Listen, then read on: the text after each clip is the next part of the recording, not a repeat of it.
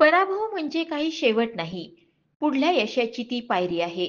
विधानसभा निवडणुकीत झालेल्या पराभवाने खचून न जाता मी भविष्यात जिद्दीने काम करीत जनसेवा करीन. या निवडणुकीत क्षेत्रातील मतदारांनी मला भरभरून मते देऊन माझ्यावर जो विश्वास टाकला आणि या क्षेत्रातील आजवरच्या इतिहासात माझ्या रूपाने अपक्ष उमेदवाराला रेकॉर्ड ब्रेक मते मिळाली, त्याबद्दल अपक्ष उमेदवार मुकेश जीवतोडे यांनी भद्रावती वरोरा विधानसभा क्षेत्रातील मतदारांचे आभार मानले.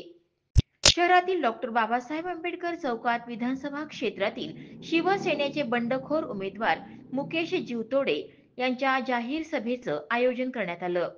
त्यामध्ये ते बोलत होते. यावेळी व्यासपीठावर मुकेश जीवतोडे, आदिवासी नेते रमेश मेश्राम, प्रफुल्ल चटकी, लक्ष्मी पारखी, मनीष जेठाणी, सुनील मोरे, राजू सारंगधर, अमित निब्रड आदी मान्यवर उपस्थित होते. क्षेत्रातील आदिवासी समाज हा एकच संघ असून तो विधानसभा निवडणुकीत मुकेश जीवतोडे यांच्या पाठीशी खंबीरपणे उभा होता आणि भविष्यातही राहील असं मत आदिवासी नेते रमेश मेश्राम यांनी यावेळी व्यक्त केलं. नुकत्याच झालेल्या विधानसभा निवडणुकीत शिवसेना उबाठा गटाचे जिल्हाप्रमुख मुकेश जीवतोडे यांनी आघाडीतर्फे उमेदवारी मागितली होती.